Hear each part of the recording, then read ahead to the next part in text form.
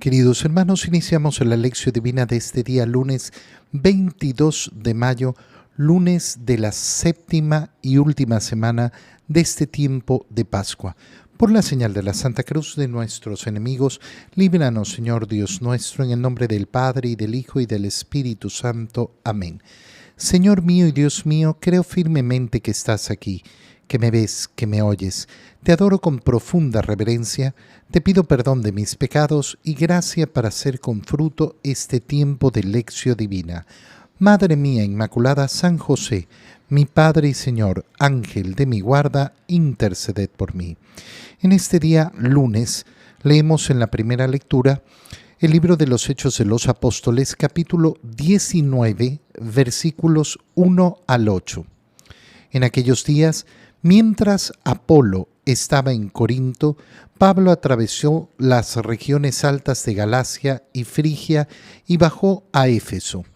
Encontró allí a unos discípulos y les preguntó: ¿han recibido el Espíritu Santo cuando abrazaron la fe? Ellos respondieron: ni siquiera hemos oído decir que existe el Espíritu Santo. Pablo replicó: entonces, ¿qué bautismo han recibido? Ellos respondieron: el bautismo de Juan. Pablo les dijo: Juan bautizó con un bautismo de conversión, pero advirtiendo al pueblo que debían creer en aquel que vendría después de él, esto es, en Jesús. Al oír esto, los discípulos fueron bautizados en el nombre del Señor Jesús, y cuando Pablo les impuso las manos, descendió el Espíritu Santo y comenzaron a hablar lenguas desconocidas y a profetizar. Eran en total unos 12 hombres. Durante los 3 meses siguientes, Pablo frecuentó la sinagoga y habló con toda libertad, disputando acerca del reino de Dios y tratando de convencerlos. Palabra de Dios.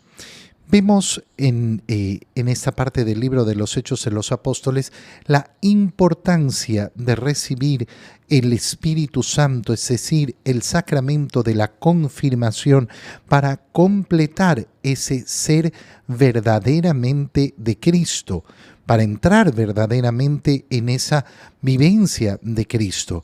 En aquellos días, Apolo, recordemos que se nos ha presentado como uno que también había solo recibido el bautizo de Juan y que no había recibido el bautizo en el nombre de nuestro Señor y no había recibido la confirmación, no había recibido el Espíritu Santo.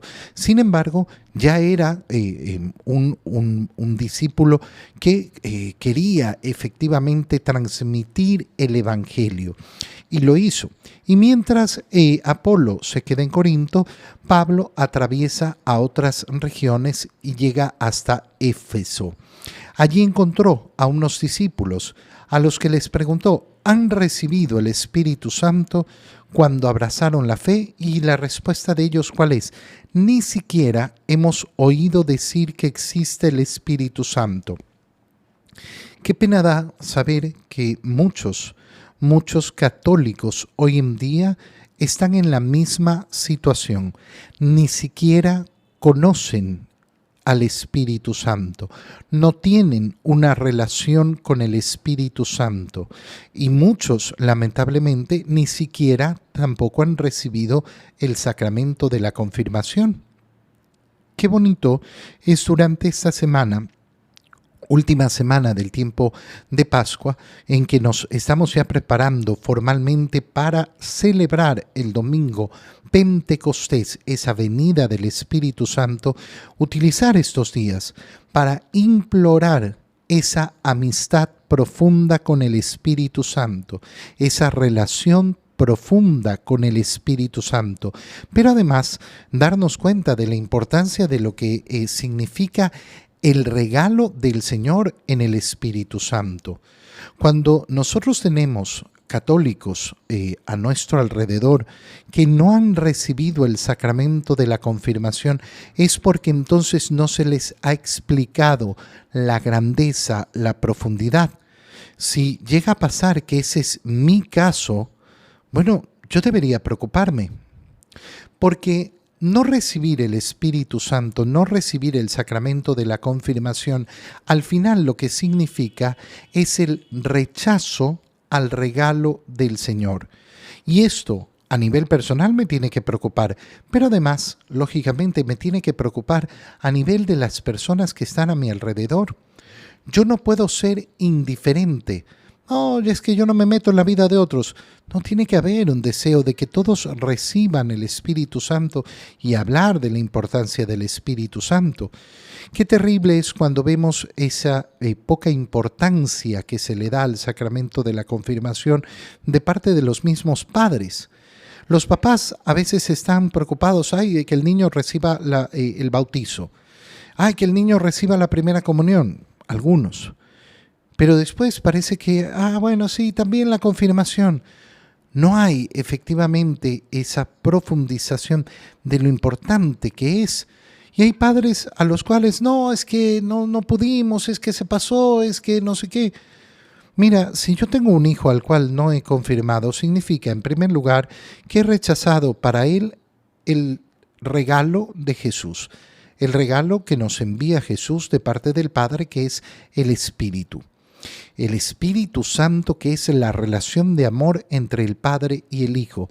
Pero significa, además, que no he cumplido lo que prometí en el bautizo de mi hijo. ¿Por qué? Porque el día del bautizo prometí formarlo en la fe y que iba a recibir no solo la primera comunión, sino además la confirmación. Solo hemos recibido el bautismo de Juan. Y Pablo les explica, pero Juan no los bautizó verdaderamente.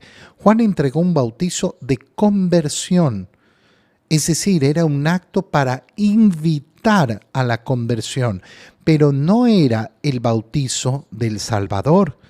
Esto nos marca siempre esa gran diferencia entre el bautizo de Juan y el bautizo que Jesús nos entrega. Y Juan lo había dicho. Por eso les recuerda a Pablo, Juan había dicho que después de él vendría aquel en el cual debían creer que les daría efectivamente el verdadero bautizo. Y este es Jesús. Al oír esto, estos discípulos fueron bautizados en el nombre del Señor. Una vez que son bautizados, Pablo les impone las manos, el signo característico de la entrega del Espíritu Santo, y descendió sobre ellos el Espíritu Santo y comenzaron a hablar en lenguas desconocidas y a profetizar. Eran 12 hombres. Llama la atención porque es el mismo número de ese grupo que ha formado el Señor en un inicio. Y esto es importante, ¿por qué?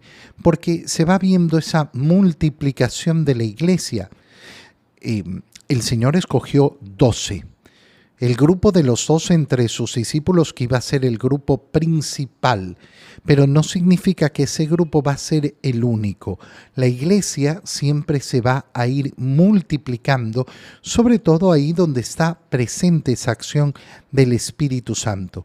Durante los 3 meses siguientes, Pablo frecuenta ahí en Éfeso la sinagoga y habla con total libertad y disputa acerca del reino de Dios para tratar de convencer a los que van a la sinagoga de que acojan esa fe en nuestro Señor Jesucristo.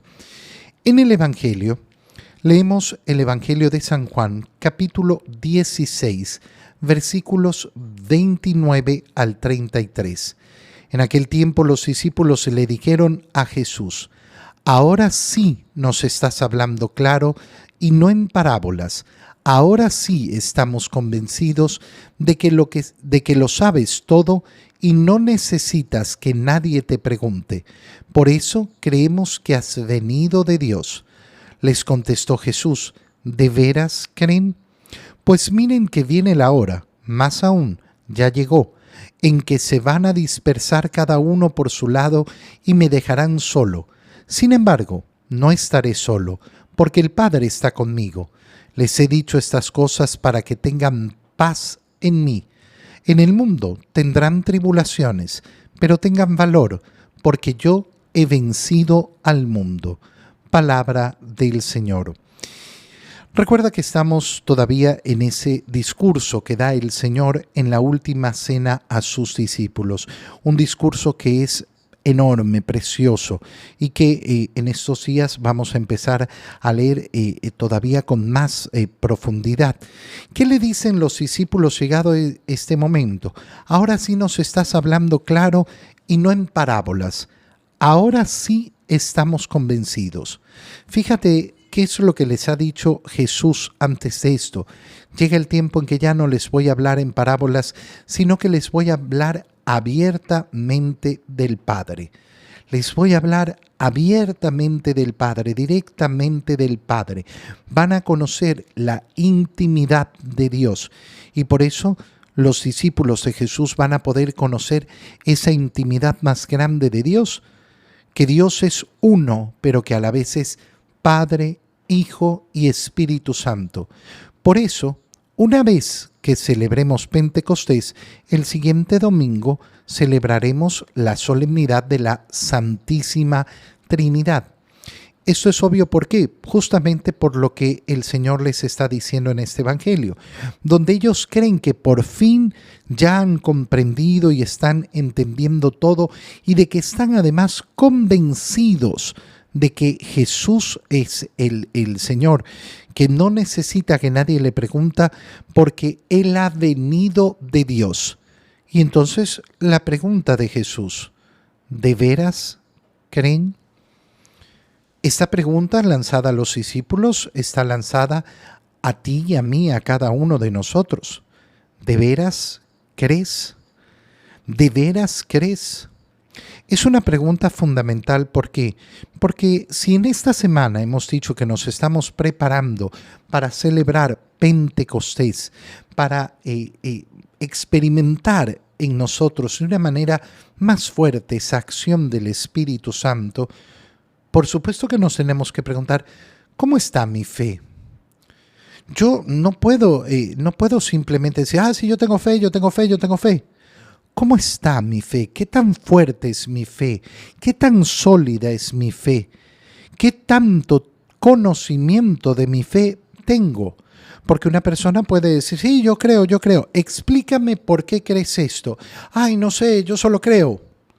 No, pues, yo tengo que poder dar una explicación, aunque sea sumamente básica, porque si no, significa que yo tengo una fe irracional. Y hermano mío, la nuestra no es una fe irracional. Por tanto, si yo no estoy preocupado de poder dar explicación de mi fe, si a mí me conforma, no, yo creo, no tengo que explicar, no tengo que entender. No, eso se llama irracionalidad. Y la irracionalidad no forma parte de nuestra fe. No es yo creo porque creo y punto. No. El cristiano tiene que ser capaz de dar razones de su fe. Repito, aunque sean muy básicas. No es que tiene que ser un catedrático, un gran académico, un gran teólogo, pero tiene que saber dar por lo menos respuestas básicas de su fe.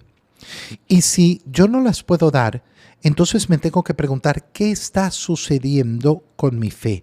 ¿Qué pasa? ¿Qué ocurre con mi fe? ¿Cómo está mi fe? En segundo lugar, tengo que preguntarme, ¿de veras creo? ¿De veras yo delante de las adversidades del mundo tengo una fe robusta, sólida? ¿De veras creo? Porque creer significa hacer lo que el Señor manda. Si yo en cambio tengo mi propio criterio, entonces no tengo fe. No, es que a mí me parece que esto no es pecado, a mí me parece que no sé qué, yo opino que, yo pienso que. Bueno, entonces no es que tengo fe, sino que me he fabricado mi propia fe. Son dos cosas muy distintas. Tener fe es acoger el mensaje del Señor, es acoger la revelación. Pero si yo en cambio de acoger lo que Dios me dice, me invento lo que yo creo, bueno, eso es otra cosa. Y ese es un camino demencial. Ese es un verdadero camino demencial. ¿Por qué? Porque yo creo en lo que el Señor me dice por la autoridad del Señor. Pero si en cambio yo creo en lo que yo me imagino, en lo que yo opino, en lo que a mí me parece, bueno, resulta que en el único que creo es en mi propia autoridad. ¿Y quién? ¿Quién le da a mí mismo? ¿Quién me da a mí mismo esa autoridad? No, yo mismo. Bueno, entonces resulta que tu fe no es una fe en el Señor, sino una fe en el yo. Es la fe yoísta. Yo. Y nada más que yo. Lo que a mí me parece, lo que yo pienso. Es importantísimo además, en tercer lugar, preguntarse, ¿de veras creo? Porque creer significa tener confianza plena en el Señor. ¿Cómo están mis angustias? ¿Cómo están mis ansiedades? ¿Cómo están mis miedos? Si yo estoy repleto de estos, entonces resulta que mi fe es muy pobre. Delante de todas estas preguntas, ¿qué es lo que tengo que hacer? Bueno, pedir la acción del Espíritu Santo en mí. Y por eso vuelvo a repetir, qué importante es que en esta semana pidamos esa acción del Espíritu Santo en la vida de cada uno de nosotros. ¿Por qué? Porque es el Espíritu el que me da la sabiduría para comprender cuál es mi fe. Porque es el Espíritu el que me da efectivamente esa voluntad, ese deseo, ese amor por querer cumplir lo que el Señor me manda. Porque es el Espíritu el que me da la humildad para coger la revelación y no poner sobre la revelación mi propio criterio. Porque es el Espíritu, en definitiva, el que me ayuda a luchar por tener verdadera confianza en el Señor y no llenar mi vida de angustia, de miedo, de ansiedades. ¿De verdad creen? Y por eso el Señor les dice, miren, viene la hora y ya está aquí, en que van a dispersarse cada uno por su lado y me dejarán solo. Cuando una persona tiene la arrogancia de creer que su fe es sumamente fuerte y que puede ser probada de cualquier modo, hermano mío, ahí no hay fe. ¿Por qué? Porque la fe se va a dar en la humildad de conocer la gracia de Dios. En cambio, si yo creo que soy superpoderoso y que puedo resistirlo todo, no estoy caminando el verdadero camino de la fe. No estoy caminando el verdadero camino de la fe. La fe nos va a llevar a la prudencia y la prudencia va a hacer que estemos cuidando nuestra fe. No, yo me tiro de aquí para abajo y no pasa nada. No, sí pasa, que te matas. Si yo no cuido la fe con prudencia, elimino la fe en mí. A mí nunca me va a pasar que abandone la fe. Mira, hermano, muchos son los que dijeron eso en su vida y abandonaron la fe. ¿Por qué? Porque justamente la soberbia y la arrogancia los llevó a no cuidarla como debían. Yo, dice el Señor, no estoy solo porque el Padre está conmigo, pero les he dicho estas cosas para que tengan paz en mí.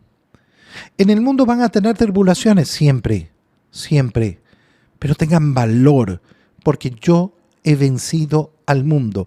¿Qué nos está diciendo el Señor? Nos está diciendo de una forma preciosa. Miren, pasarán pruebas, pasarán tribulaciones, pero tengan valor. ¿Por qué? Porque si están conmigo, si creen en mí, yo soy el vencedor del mundo. Conmigo y solo conmigo está la victoria. Fuera de mí no hay victoria posible. Te doy gracias, Dios mío, por los buenos propósitos, afectos e inspiraciones que me has comunicado en este tiempo de lección divina. Te pido ayuda para ponerlos por obra. Madre mía Inmaculada, San José, mi Padre y Señor, Ángel de mi guarda, interceded por mí. María, Madre de la Iglesia, ruega por nosotros. Queridos hermanos, reciban mi bendición en este día para que sea una semana verdaderamente de acercamiento al Espíritu Santo, en el nombre del Padre, del Hijo y del Espíritu Santo. Amén. Que tengan todos un muy feliz día.